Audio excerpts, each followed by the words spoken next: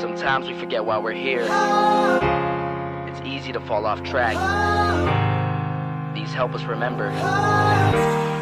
These battle scars don't look like they're faded, don't look like they're ever gone away. They ain't never gonna change. These battles. Growing up, I had a dream, something no one else could see. Tell me what it means when your faith is falling beneath your knees and you can't breathe. Everything you see reminds you of what you're not or something you won't be. You gotta take what you're given, that's how we live it. Don't be mad at the system, it's simply how we've existed. I hear a lot of people talking like they politicians and choose to be an accountant because it's safe in a business.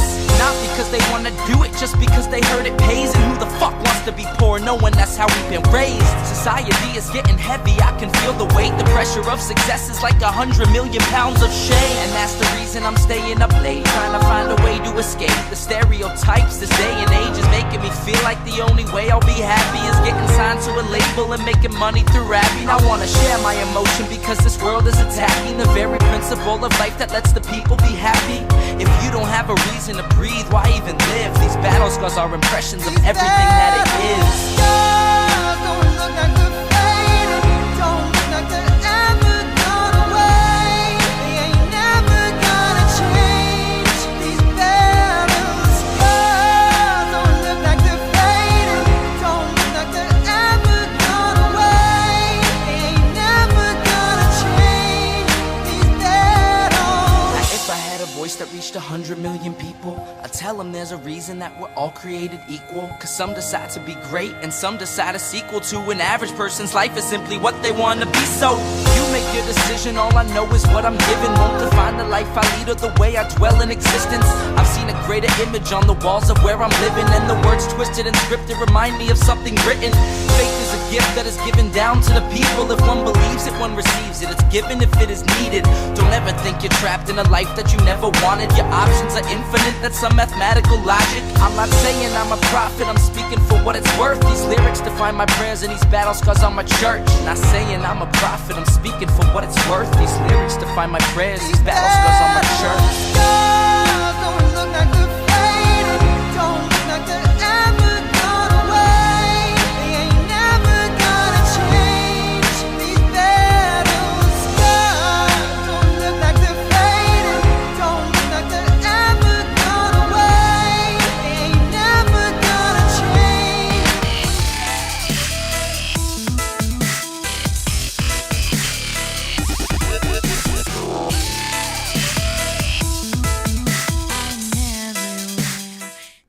Well, hello, I was looking down, so sorry. Well, hello, everyone. As you can tell, my voice is a little better, but it's not entirely better.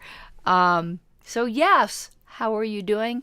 I'm seeing before the show all the various election results posted, and that is fantastic. So let's start with the good news, because obviously with the thumbnail and the title of this, it's kind of a Debbie Downer episode, but it's not about libertarians.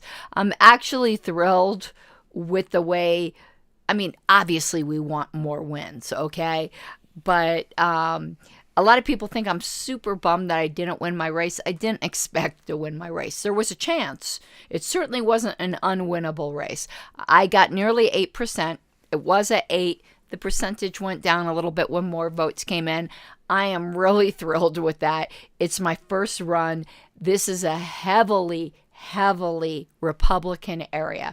So even though it was a nonpartisan race, the Republican won. He had the entire Republican machine running against little old me. So I am thrilled with that. I'm hoping I can parlay it into some committee appointments. You know, I am super optimistic about my own race. That's not what I'm bummed about. Let me tell you everything I'm happy about. I'm happy about these numbers I'm seeing here and all these libertarian candidates. Let me tell you something about running, even if you didn't win your race, which, let's face it, is the vast majority of us. Arvin Vohra, and I know some of you have various feels about Arvin Vohra, but he was very wise in this. And he said the number one reason you run as a libertarian is to get free advertising for the party. That if you run a state, country, Yeah, not county, Chuck. I'll change that. I was doing that in between a lot of work. Thank you, Chuck, for pointing out a misspelling. I will check that. I will change that is what I'm trying to say. But Arvin said one of the main reasons, at least, that you run as a libertarian is we get more advertising for our party than we could ever possibly pay for. And he gave an estimate once that if you're running like a full Senate campaign, that you probably earn up to $150,000 worth of advertising for the party, and we couldn't afford that. So I think that's true. So you guys who ran, you did a fantastic service. And we had a winner in Colorado. We had a mayor elected, but also on initiatives. I've always been of the opinion that we need to concentrate a lot more on initiatives, not to the detriment of candidates, but we need to keep up our support for candidates, but raise also our support for initiatives, because we can win on initiatives. We won RCV voting in Fort Collins. I'm hoping Castle Rock is next. We shall see. I'm going to be talking to the Republican that won my Castle Rock race to see if he'd be willing to put forth a motion to sponsor it onto the ballot. We shall see. That's definitely a conversation I'll be entering into with him. And I mistakenly said last night in the National Party stream that the psilocybin measure in Colorado did not pass. I was wrong. It did pass. And that is huge. That is huge. And the reason why I thought it didn't pass, I was confused. I thought it was a constitutional amendment. And in Colorado, constitutional amendments need to get 55%. And it did not get 55%. But it did get over 50%. And it's a statutory amendment. Those only take a majority. So it squeaked by, but it passed. And we also got a very slight income tax reduction. What's funny, though, is like voters are so schizophrenic. They voted for income tax reduction and then voted for every other tax increase. It's like, my God. So that's all the... I wanted to do the positive stuff first, because the rest of the show isn't going to be particularly positive, because when it comes to everything but libertarians, I'm not feeling particularly positive. And it has nothing to do with, the donkeys or the elephants. Though I do love me some gridlock, so I do think that is a benefit. The fact that it looks like the Republicans will have the majority in the House, and that the Democrats are keeping the Senate. That's the way it looks. I know the Senate is still up in the air, but I think if you look at these soberly, that's the way it's going to be. But even if the Republicans gain the Senate, it would still be gridlock, because Biden would still have veto power. And it was just so surprising to me, though. I'm going to be perfectly honest with you. Like, I don't care for the Republicans or the Democrats, but I also think it's a huge mistake to act like they're equally awful. In any election term, and this switches, they're not equally awful. At times the Democrats are worse, and at times the Republicans are worse. And in my estimation, you don't have to agree. The Democrats are far worse. They were by far, though the Republicans are not innocent, and Trump was president at the time of all this, and he kept Fauci in office, which he should never recover from that decision. But it was mostly the Democrats that pushed ruining people's lives and making them watch their loved ones die on Zoom through COVID because they couldn't go visit them in the hospital, and we rewarded these people. Right now, the Democrats are far worse. And you could be mad at me all you want. That doesn't mean I like the Republicans. To say that one is horrible and one is more horrible is not a compliment. But, the fact that the Republicans screwed up something that was theirs to win, while I don't ultimately care because I want libertarians to win. I also don't want the slide of this country to be so rapid that there'll be no chance for us to turn it around. Even though I'm not a government person, that doesn't mean I don't love my country and my countrymen. I do. And the fact that the less awful, they're both awful, but the fact that the less awful blue snatched defeat from the jaws of victory is that makes it worse for libertarians, to be honest with you. The less free we get, the more people become accustomed to being slaves, the harder it is to turn this around. I have no illusions that the Republicans would give us freedom, but I do think they would halt some of the really terrible things enough. They wouldn't reverse it. They would maybe slow it down enough for us to have more of a chance.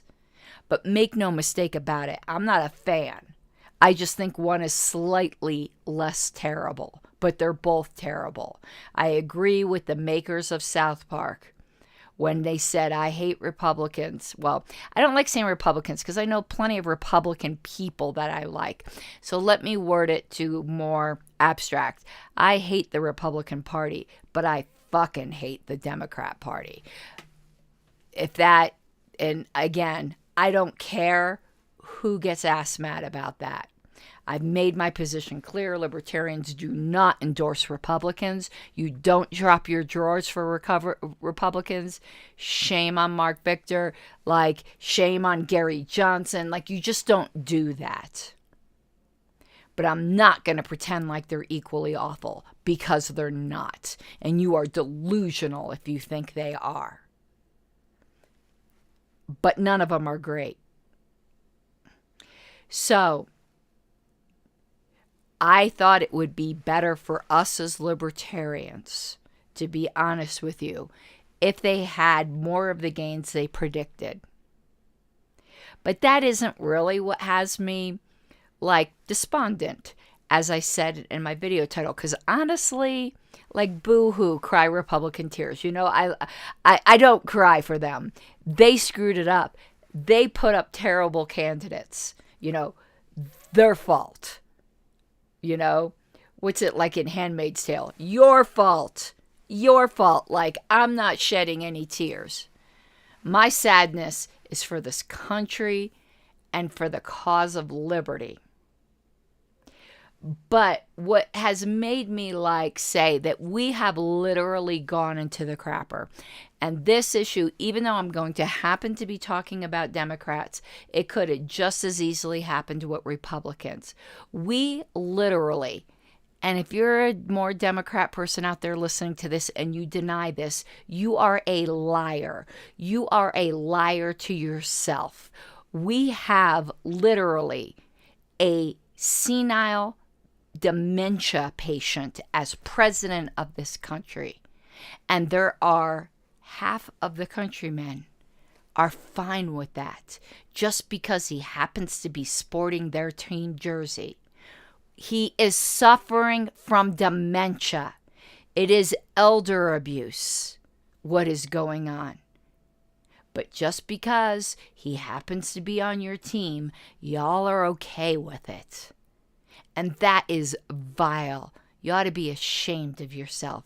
But the thing that really pushed me over the edge is we, and it wasn't me, I'm not in Pennsylvania, but I'm going to say we as in we Americans, literally sent to the Senate a brain-damaged person who can't even put a coherent sentence together.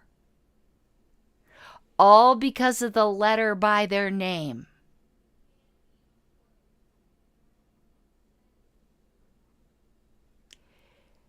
That is vile. That is insane. That is absolutely insane.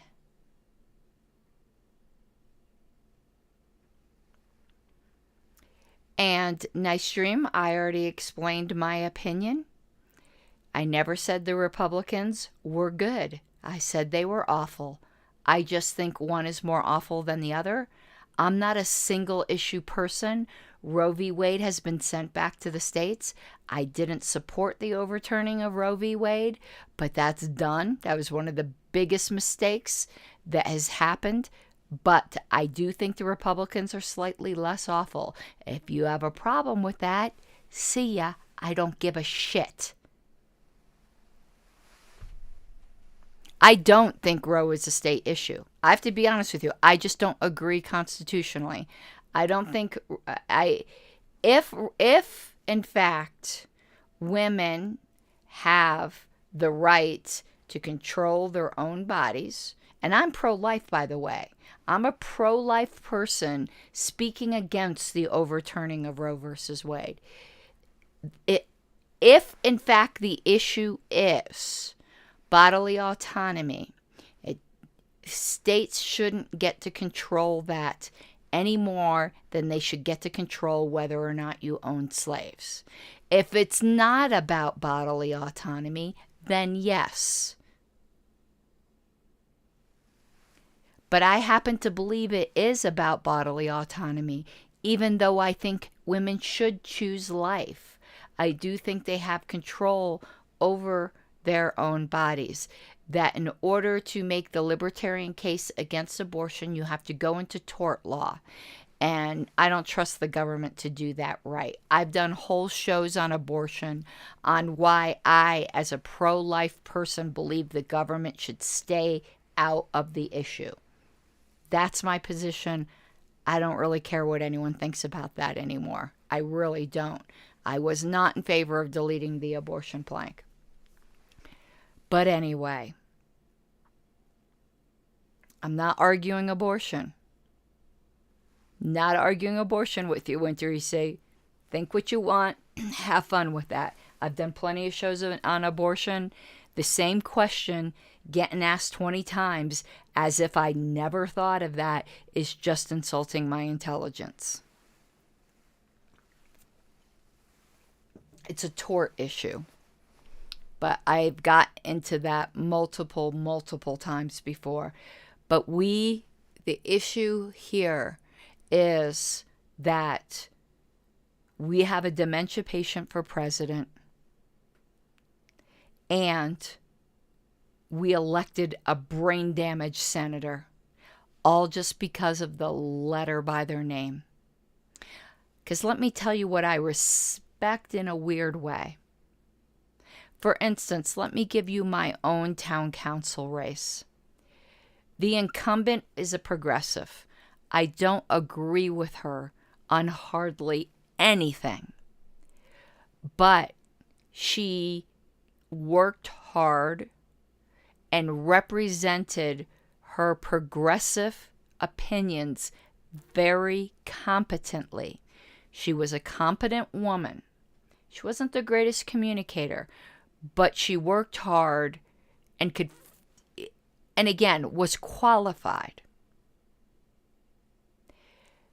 People who are progressive, I can respect why they voted for her. Because she was qualified and competent. Not the best communicator, but not brain damaged. People who voted for a brain damaged, incompetent man, I have zero respect for that. I would have more respect for her if you're not voting. Same thing with, Republicans I don't agree with. While I don't agree, if someone is competent at representing the point of view they allegedly hold, I get why you vote for them. But if there was some brain-damaged Republican and you voted for them, what the hell's wrong with you? That's just crazy pants to me. And those two facts, that people were willing to elect, and I actually consider it abuse to put a brain-damaged person. Now, he might heal. The brain damage might not be permanent, but right now, he has brain damage. It is abuse to put that man in that position.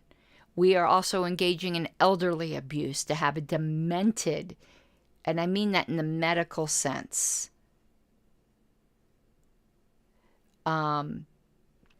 president.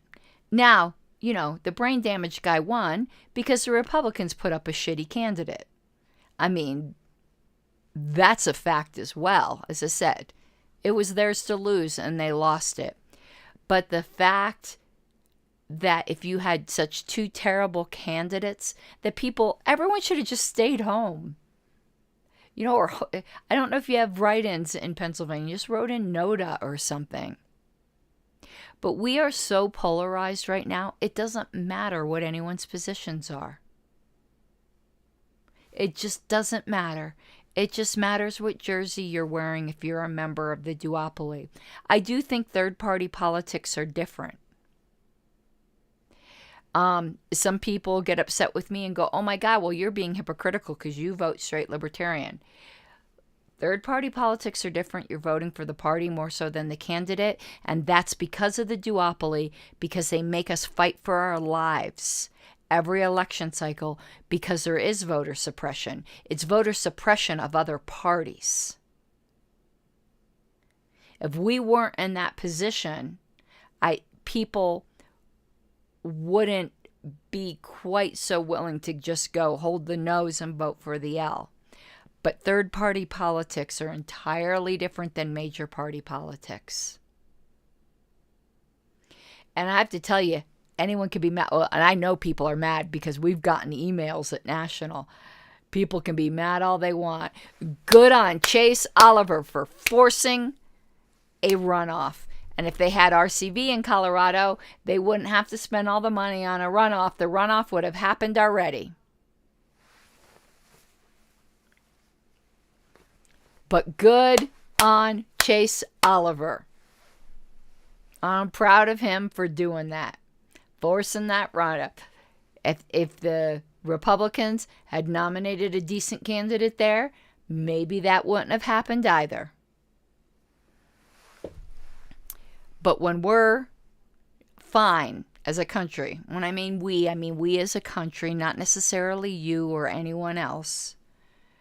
When we are just fine as a country with having a dementia patient as president and a brain damaged senator, it's time for the national divorce. And I don't mean it amongst red and blue lines. I mean secession down to the individual.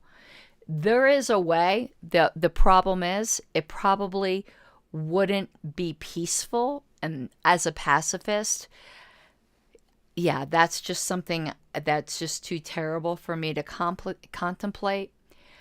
But the problem with politics today, here's the thing. I know sometimes we have a lot of rhetoric. People who disagree with me, some of them are bad people. But most people who disagree with me that disagree with you, they're not bad people.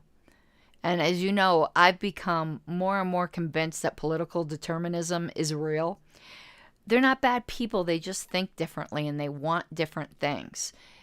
It's our system that turns them into doing bad things, because the only way that they can express their morals and their political ethics is by forcing other people, because that's the Thunderdome we've all been forced into. I want to see a system where everybody wins. You want a lot of government? You want a single-payer healthcare, which they're pushing again in Colorado. Ooh. You want all of these things? You should be able to band with other people who think just like you and have your own system. Those of us who don't want that should be, and there's multiple varieties of that, we don't want what the Republicans want. They should be able to band together and have their own system. Libertarians should be able to have their Libertopia. Anarcho-mutualists should be able to have that. Communists should be able to have their thing. We need to find a way where we take the gun off the table, because right now you can only get what you want. You can only express your political ethics at the expense of other people. That's the system we have. We've forced us all into the almost a literal Hunger Games against each other. We shouldn't be forced into that. And it forces us to look at the Republicans or the Democrats or the whoever's as bad people. And they're not. They're just people who want different things. And they should be able to have those things in a way that doesn't force other people. But that option just doesn't exist. In order for them to get the things that they think are ethical, like the people who want universal health care, they think that's the good and ethical thing to do. They don't see it as committing aggression against you and me. They just don't see it that way. Well, they should be able to have that society that they want. And we should be able to have the society we want. We shouldn't have to be engaging in these Hunger Games with each other, to the point where we're committing elderly abuse in the highest level and electing a brain damaged senator.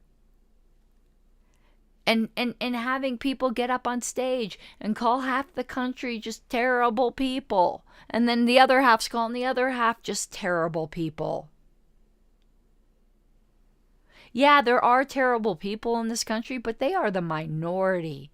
Most of the people you look around who disagree with you, they're not bad people. They just want different things. And I want them to be able to have it as long as they don't force me and they don't force you. So yeah, and this Hunger Games we've been forced into has made me extraordinarily pessimistic and despondent. And it really has something. I'm very optimistic about libertarians. That I want to balkanize into something in which libertarians can have their way too.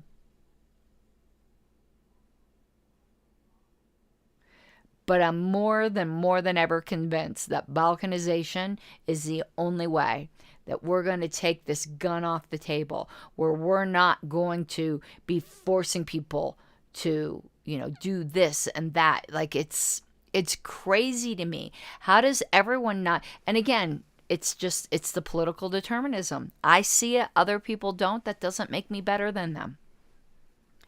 But my God, the fact that Fetterman won I see that as the fucking sign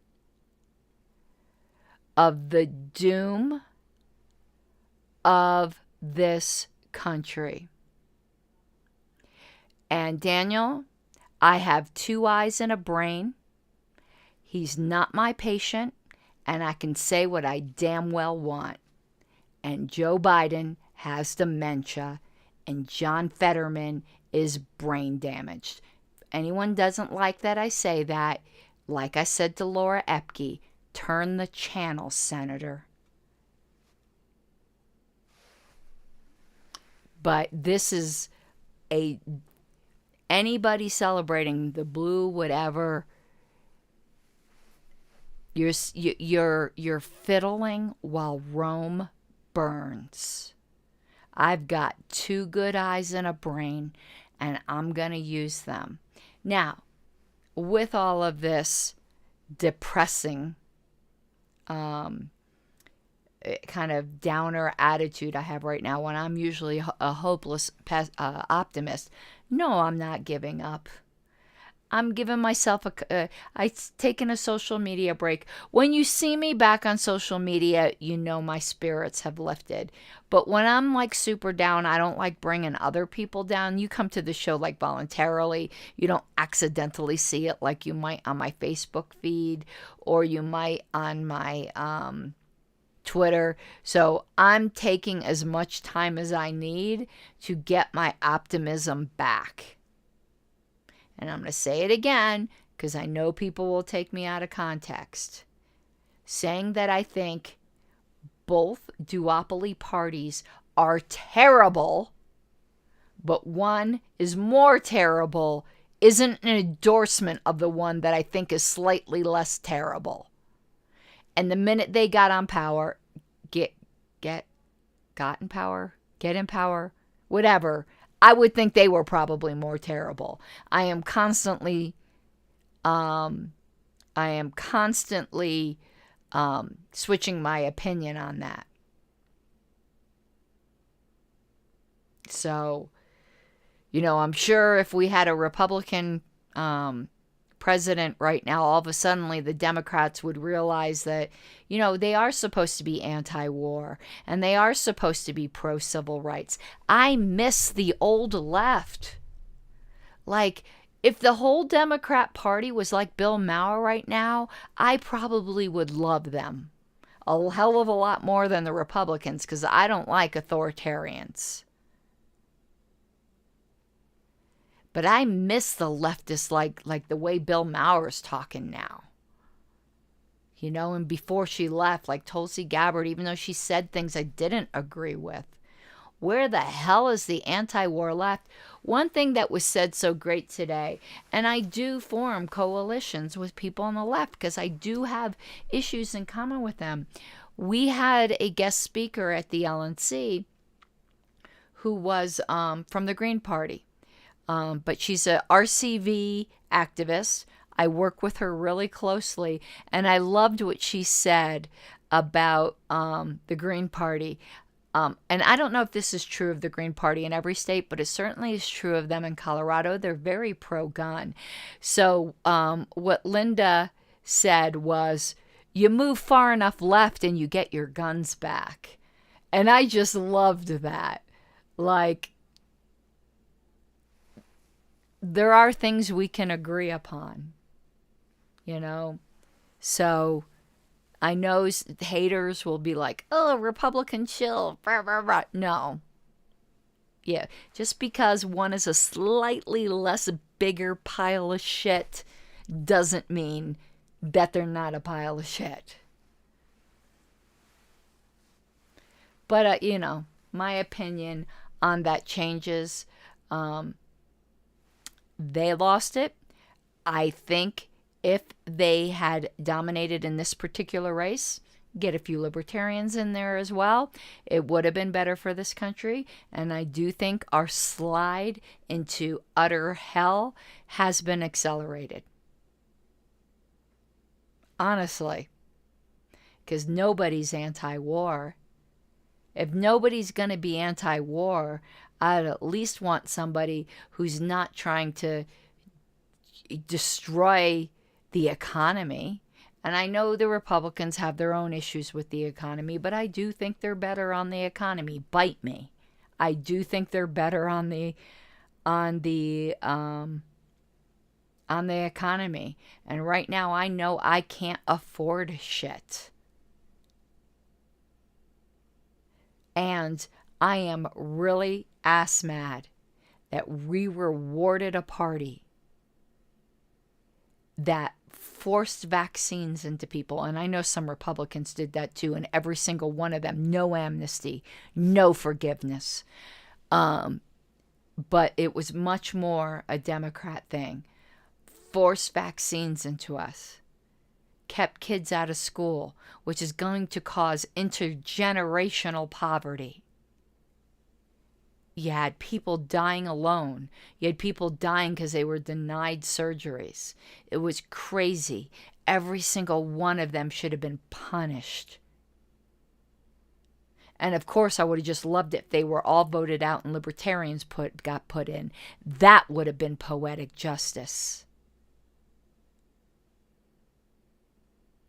But at this point, and maybe I'll feel differently in a month because, again, I am the hopeless optimist.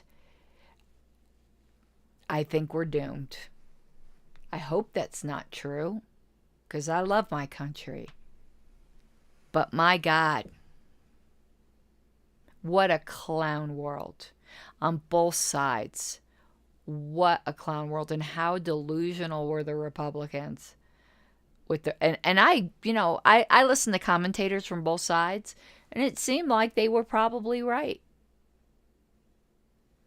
That there was going to be a red wave or a red tsunami.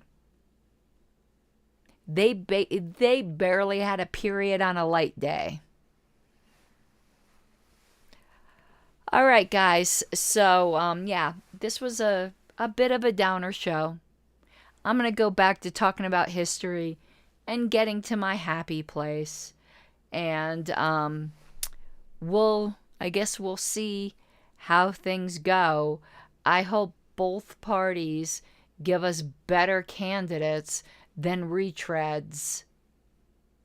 I don't want to see Biden or Trump again. I don't want to see Hillary. I don't want to see any of them.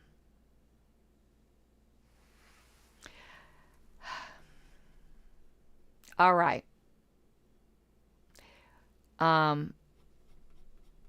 am in favor where what did Daniel ask me a question? Am I anti-defense against invaders? I am a personal pacifist. I don't put that upon anybody else. It's a religious point of view. It is not a political point of view. It is my personal opinion. I know a lot of Christians disagree with me. Most of the early church agreed with me that Christians are called to be pacifists. I know not everyone agrees with me, but I'm of the Quaker mindset when it comes to those issues. But I don't force that on anybody else. I don't claim you're immoral or evil if you choose to defend yourself lethally. That's just something that I feel convicted that a pacifist position is what God has called me to. That's between me and God. I got enough to worry about with my problems with me and God to worry about anyone else's relationship with God. Okay, that's going to be it for this evening. I do appreciate you guys hanging out. Sorry if it was a bit bummer. I'd love to hear your opinions over the coming days. I'm going to continue doing my shows, but you probably won't see me on Facebook or Twitter for a little while. I have been liking posts here and there, but I just need some time off. I need some time off from that. I'm not slowing down my work with the LNC or anything like that. I just don't think it's fair to be around people and be depressing. Like, who wants that, right? I could do that at my own house. I want to be out there rah-rahing the troops, and I just can't do that right now. So, but go Chase. Chase Oliver ended up being the Libertarian hero of this election as far as I'm concerned, forcing that runoff. And boy, have we gotten the hate mail about Chase. I actually am worried about Chase. If the National Party is getting hate mail against Chase, I bet you he's getting death threats from idiots. You know. So Chase, I hope you're good out there. I hope you're standing strong. All right, y'all. I hope you have an awesome night. Bye-bye.